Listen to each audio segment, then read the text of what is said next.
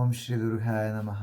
ಇವಾಗಿನ ವಿಚಾರ, ದೈವಸಿದ್ಧಿ ಮಾಡಲು ಯಾವ ಆಹಾರವನ್ನು ಸೇವನೆ ಮಾಡಬೇಕು ಅನ್ನೋದನ್ನು ನಾನು ನಿಮಗೆ ತಿಳಿಸ್ಕೊಡ್ತೇನೆ. ಹೌದು, ನಾನು ಪ್ರತಿಯೊಂದು ವಿಡಿಯೋದಲ್ಲಿ ಹೇಳ್ಕೊಂಡು ಬಂದಿದ್ದೇನೆ, ಜಾಸ್ತಿ ಹಣ್ಣುಗಳನ್ನೇ ಉಪಯೋಗಿಸ್ಬೇಕು ಅಂತ. ಯಾಕಂದರೆ ಅದನ್ನು ಯಾರು ಕೂಡ ಒಂದು ಬೆಂಕಿಯಲ್ಲಿ ಮಾಡಿರುವಂಥದ್ದಲ್ಲ, ಅದು ಒಂದು ನ್ಯಾಚುರಲ್ ಆಗಿ ಬರುವಂಥದ್ದು. ಯಾಕಂದರೆ ಪ್ರಾಣಿ ಪಕ್ಷಿಗಳೆಲ್ಲ ನೀವು ನೋಡಿದ್ದೀರಾ, ಅದನ್ನು ತಿಂದ್ಕೊಂಡು ಎಷ್ಟು ಆರೋಗ್ಯವಾಗಿದೆ, ಎಷ್ಟು ತೇಜಸ್ಸಿಂದ ಇದ್ದಾರೆ. ಅದಕ್ಕೋಸ್ಕರ ನಾನು ಹೇಳೋದೇನೆಂದರೆ, ನಿಮಗೆ ನಮ್ಮ ಆಹಾರ ಪದ್ಧತಿ ಜಾಸ್ತಿ ನಾವು ಹಣ್ಣು ನೀರನ್ನು ಅಳವಡಿಸ್ಕೋಬೇಕು. ಬಾಳೆಹಣ್ಣು, ಚಿಕ್ಕು, ಇನ್ನಿತರ ಹಲವಾರು. ಇನ್ನು ಅನ್ನವನ್ನು ಊಟ ಮಾಡಬಾರ್ದು ಅಂತ ಏನಿಲ್ಲ, ಅದು ಕೂಡ ನೀರಾಹಾರವೇ. ಗೊತ್ತಾಯ್ತಾ? ಅದು ಕೂಡ ನೀರಾಹಾರವೇ.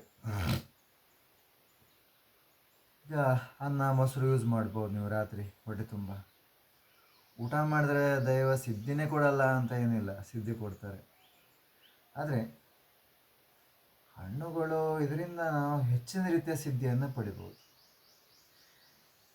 ಯಾಕೆಂದರೆ ಅದೊಂದು ಬೆಂಕಿಯ ಅಂಶ ಆಗಿರೋದ್ರಿಂದ ಅದು ನಾವು ಆಹಾರ ಮಾಡಿರೋದು. ಅದು ನಮಗೆ ಸಿದ್ಧಿ ಕೊಡಲ್ಲ ಅಂತೇನಿಲ್ಲ, ಸ್ವಲ್ಪ ಕೆಲವೊಂದು ವಿಚಾರಗಳು ಮರೆತು ಹೋಗುವಂಥದ್ದು. ಅಂದರೆ ಅದು ನಮಗೆ ಜೀರ್ಣ ಆಗೋದು ಸ್ವಲ್ಪ ಲೇಟ್ ಆಗೋದ್ರಿಂದ. ಆದರೆ ಹಣ್ಣುಗಳೆಲ್ಲ ಹಾಗಲ್ಲ, ಅದು ತಿಂದ ತಕ್ಷಣ ಅದು ಎಲ್ಲಿ ಹೋಗುತ್ತೆ ಅಂತಲೇ ಗೊತ್ತಾಗಲ್ಲ. ಅದಾಯ್ತಾ? ಆದರೆ ಅನ್ನ ಹಾಗಾಗೋದಿಲ್ಲ. ಅನ್ನ, ಮೊಸರು, ಮಜ್ಜಿಗೆ ಎಲ್ಲ ಅದು ಸ್ವಲ್ಪ ಹೊಟ್ಟೆ ಒಳಗೆ ಸ್ವಲ್ಪ ನಿಂತ್ಕೊಳ್ತದೆ. ಸ್ವಲ್ಪ ಮಾಂಸಗಳು ಕೂಡ ಹಾಗೆ. ಅದಾಯ್ತು. ಹಿಂದಿನ ದಿನಗಳಲ್ಲೆಲ್ಲ ಋಷಿಗಳು ಆಗಿರ್ಬೋದು, ಸಿದ್ಧಿ ಸಾಧಕರಾಗಿರ್ಬೋದು, ಅವರು ಹಣ್ಣು ನೀರು ಎಳ್ನೀರಲ್ಲೇ ಇರ್ತಾಯಿದ್ರು. ಒಂದಿನ ಹೊಟ್ಟೆಗೆ ಏನೂ ಇಲ್ಲ ಅಂದ್ರೂ ಅವರು ತಪಸ್ಸು ಜಪದಿಂದನೇ ನಿರಂತರವಾಗಿ ಕಳೀತಾಯಿದ್ರು. ಈಗ ಉದಾಹರಣೆಗೆ ನೋಡಿದ್ದೀರಲ್ಲ ನೀವು, ಮರದ ಹತ್ರ ಎಲ್ಲ ಕೂತ್ಕೊಂಡಿರುವಂಥ ನಾವು ಕೆಲವೊಂದು ಫೋಟೋಗಳನ್ನು ಗಮನಿಸ್ಬೋದು. ಇನ್ನೊಂದು ಕೆಲವು ಫೋಟೋಗಳು ಅದು ಫೇಕ್ ಇರುತ್ತೆ. ಗೊತ್ತಾಯ್ತಾ? ಬರೀ ಫೋಟೋ ಅಲ್ಲ, ಕೆಲವು ಜನರನ್ನು ಕೂಡ ನಾವು ಗಮನಿಸ್ಬೋದು, ತುಂಬ ವೀಕ್ ಆಗಿರ್ತಾರೆ. ಮೈಯಲ್ಲಿ ಮಾಂಸ ನೇರಲ್ಲ, ಬರೀ ಎಲ್ಲಿಗೆ ಇರ್ತದೆ. ಹಾಗಲ್ಲ ಅಲ್ಲ, ನಮ್ಮ ಜೀವಕ್ಕೆ ದೇಹಕ್ಕೆ ಹಾನಿ ಮಾಡಿಕೊಂಡು ನಾವು ಒಂದು ದೈವಸಿದ್ಧಿಯನ್ನು ಮಾಡ್ಕೊಂಡು ಏನು ಪ್ರಯೋಜನ? ಮತ್ತು ಕೆಲವರು ಕೇಳಿದ್ರಿ, ಗುರುಗಳೇ ನಾವು ಹೆಂಡತಿ ಮಕ್ಕಳೆಲ್ಲ ಬಿಡಬೇಕಾ, ಅಪ್ಪ ಅಮ್ಮನ ಬಿಡಬೇಕಾ ಸಿದ್ಧಿ ಮಾಡೋದಾದರೆ ಅಂತೆಲ್ಲ. ಹಾಗೆಲ್ಲ ಏನೂ ಇಲ್ಲ. ಅಪ್ಪ ಅಮ್ಮ ಹೆಂಡತಿ ಮಕ್ಕಳನ್ನೆಲ್ಲ ನೋಡ್ಕೊಳ್ತಾ ನಾವು ದೈವಸಿದ್ಧಿಯನ್ನು ಮಾಡ್ಕೊಳ್ತಾ ಹೋಗ್ಬೋದು. ದೈವಸಿದ್ಧಿ ಅಂದರೆ ಏನು? ನಮಗೆ ಬೇಕಾಗಿದ್ದನ್ನು ಪಡ್ಕೊಳ್ಳೋದು, ಅದಕ್ಕೆ ಸಿದ್ಧಿ ಮಾಡೋದು ಎಲ್ಲರೂ. ಅರ್ಥ ಆಯ್ತಾ? ಎಲ್ಲರೂ ಒಂದು ಸಿದ್ಧಿ ಮಾಡಬೇಕು, ದೇವರನ್ನು ಅವಸ್ಕೋಬೇಕು, ದೇವರಿಂದ ಒಂದು ಜನರಿಗಳನ್ನು ಮಾಡಬೇಕು ಅನ್ನೋದು ಕೂಡ, ಅದು ಕೂಡ ಆಸೆನೇ ಅಲ್ವಾ? ನನಗೆ ಬೇಕಾಗಿದ್ದನ್ನು ನಾನು ಪಡ್ಕೋಬೇಕು. ಇವತ್ತಿನ ಜನಗಳಿಗೆ ಬೇಕಾಗಿದ್ದೇನು? ದುಡ್ಡು ಅಲ್ವಾ? ನಾನು ದುಡ್ಡನ್ನು ಪಡ್ಕೋಬೇಕು, ಅಥವಾ ಹಣ. ಇದು ಒಂದು ಮದುವೆ ಆಗಿಲ್ಲ ಅಂದರೆ ನಾನೊಂದು ಮದುವೆ, ಒಂದು ಹುಡುಗಿಯನ್ನು, ಒಂದು ಒಳ್ಳೆಯ ಹುಡುಗಿಯನ್ನು ನೋಡಿ ಮದುವೆ ಆಗಬೇಕು. ಅದಕ್ಕೋಸ್ಕರ ಅದು ಎಷ್ಟೋ ಜನ ದೇವ್ರ ಮನೆಗೆ ಹೋಗ್ತಾರೆ, ಕೇಳ್ಕೊತಾರೆ ಅಲ್ವಾ?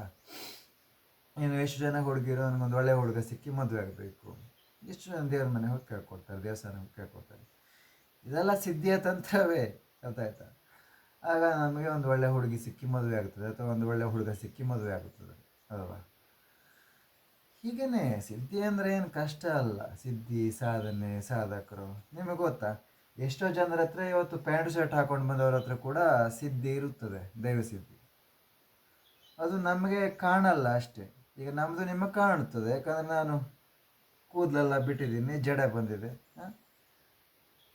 ನಾನು ಕೂದಲೆಲ್ಲ ತೆಗೆದು ಸ್ಟೈಲಾಗಿ ಪ್ಯಾಂಟ್ ಶರ್ಟಲ್ಲಿದ್ದರೆ ನಾನು ಯಾವ ಸಿದ್ಧಿ ಮಾಡಿದ್ದೀನಿ, ಯಾರು ಏನು ಅಂತ ನಿಮಗೆ ಕಂಡುಹಿಡ್ಲಿಕ್ಕೆ ಸಾಧ್ಯನಾ? ಒಂದು ಉದಾಹರಣೆ. ಅದೇ ಥರ ಇಲ್ಲಿ ಎಷ್ಟೋ ಜನ ಪ್ಯಾಂಟು ಶರ್ಟ್ ಹಾಕ್ಕೊಂಡೇ ಸಿದ್ಧಿ ಸಾಧನೆ ಮಾಡಿಕೊಂಡವ್ರು ಇದ್ದಾರೆ. ಅರ್ಥ ಆಯ್ತಾ?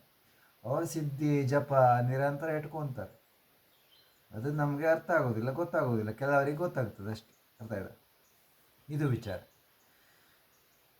ಇನ್ನು ಕೆಲವರು ಬಟ್ಟೆನೇ ಹಾಕ್ಕೊಳ್ಳದೆ ಇರ್ತಾರೆ, ನಾನು ನೋಡಿದ್ದೀನಿ. ನಮ್ಮ ಕರ್ನಾಟಕದಲ್ಲಿ ಎಷ್ಟು ಜನ ಇದೆ. ಇನ್ನು ಕೆಲವರು ಸಣ್ಣ ಒಂದು ಲುಂಗಿನ ಉಟ್ಕೊಂಡಿರ್ತಾರೆ. ಇನ್ನು ಕೆಲವರು, ಒಬ್ಬೊಬ್ಬರದ್ದು ಒಂದೊಂಥರ ಪದ್ಧತಿ ಇದೆ. ಅಂದರೆ ಅವರವರ ಒಂದು ಮನಸ್ಸಿನ ಆಚಾರ ವಿಚಾರಕ್ಕೆ ತಕ್ಕಂತೆ ಅದೆಲ್ಲ ನಾವು ಏನು ಹೇಳೋಕ್ಕಾಗಲ್ಲ. ಮೊದಲಿನ ದಿನಗಳಲ್ಲೆಲ್ಲ ಬಟ್ಟೆನೇ ಇರಲಿಲ್ಲ, ಯಾರು ಬಟ್ಟೆನೇ ಹಾಕ್ಕೊಳ್ತಾ ಇರಲಿಲ್ಲ, ಕಡಿಮೆ ಪ್ರಮಾಣದಲ್ಲಿ ಹಾಕ್ಕೊಳ್ತಾ ಇದ್ರು.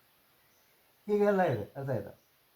ಇನ್ನು ಸಿದ್ಧಿ ಸಾಧನೆ, ದೇವರ ಅನುಗ್ರಹ, ದೇವರನ್ನು ಹೋಲಿಸ್ಕೊಳ್ಳುವಂಥದ್ದು ಎಲ್ಲರಿಗೂ ಬೇಕು ಇವತ್ತಿನ ದಿನ. ಇಲ್ಲ ಅಂದರೆ ಇಲ್ಲಿ ನಾವು ಒಂದು ಆಚಾರ ವಿಚಾರಗಳನ್ನು ಅಳವಡಿಸ್ಕೊಂಡು ಒಂದು ಧರ್ಮದ ಕಾರ್ಯಗಳನ್ನು ಮಾಡ್ಕೊತ ಒಂದು ಒಳ್ಳೆ ದಾರಿಯಲ್ಲಿ ಹೋಗಲಿಕ್ಕೆ ಸಾಧ್ಯ ಇಲ್ಲ.